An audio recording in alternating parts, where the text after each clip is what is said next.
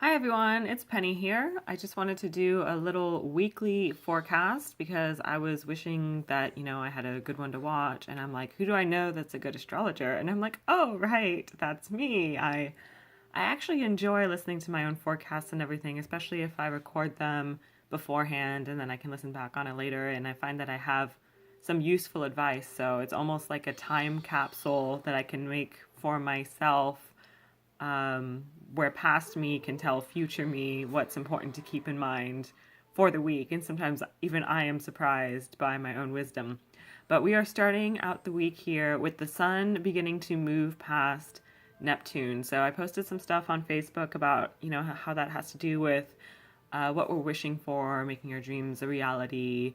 And it might even feel like we were in this like weird kind of dreamy fog-like state for a little bit.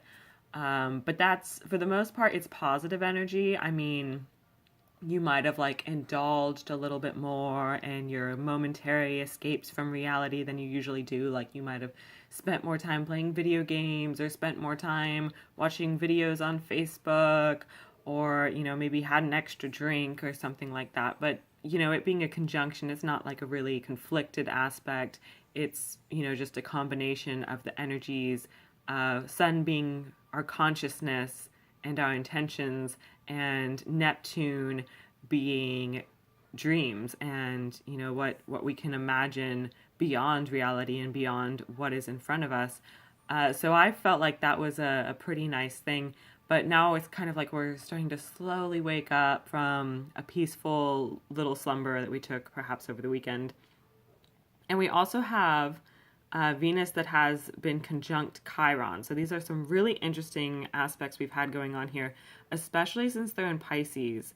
Because Pisces, to me, is the most emotional sign of the zodiac. And I'm not saying that the other signs don't have emotions, but I think Pisces is the most emotional because it's the sign where the emotions like really flow freely, and it's the sign that is closest to God, if you believe in God. But still, even if you don't believe in God, I think that's like a concept that can be used kind of as a metaphor. Um, so yeah, it's a really great place for all of these like healing and spiritual planets to be. So that's kind of a beautiful experience. And there's probably a lot of people like trying to heal their idea about, relationships and dig into their subconscious, in order to be able to better heal themselves, which, is something that I think is really great. And I've been talking about like in my Chiron video and the interview I did on YouTube recently.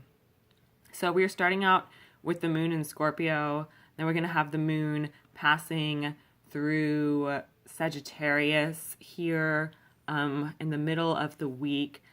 We also have Mars in Sagittarius. So, despite all this kind of like dreamy Pisces stuff, Sagittarius and Mars being there especially, it's like this very ambitious energy. So that's going to give us a little bit of a kick, a little bit of an energy boost, which we honestly probably need right now.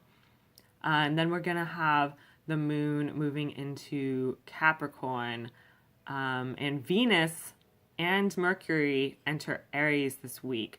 So actually, by the time this happens, a little bit closer to the end of the week, we're going to be having, well, yeah, it is at the end of the week, like literally the end of the week.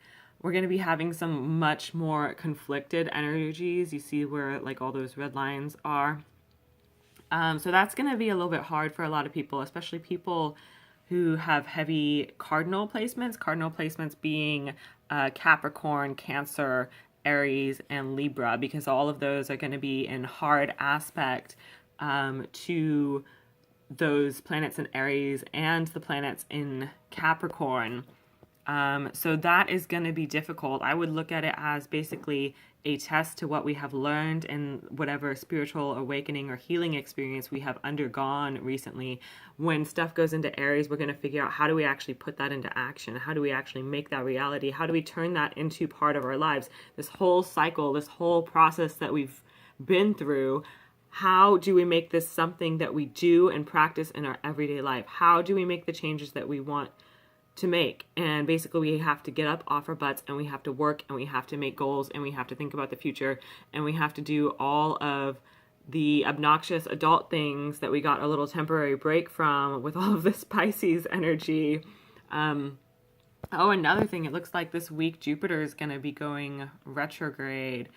Jupiter goes retrograde on the 9th. So that's going to be another thing forcing us to look inward. I don't want to talk too much about that because I don't have too much time left in this video.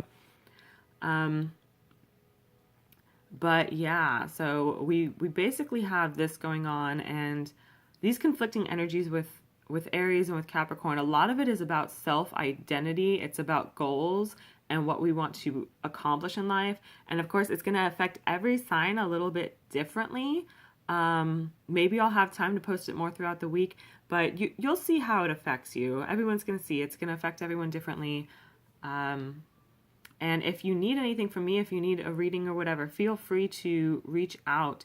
But that's all I have for now. Go ahead and check out my website because I have pre-orders for a book I wrote on Venus signs for love and relationships. That is now active on my website. So see you guys soon. Also, oh, one more thing. I uploaded a YouTube video today as well for the letter J. I finally got to that letter, and it's one of my favorite letters in the alphabet because that's the first letter of my daughter's name. Anyway, thanks for watching, guys. Bye.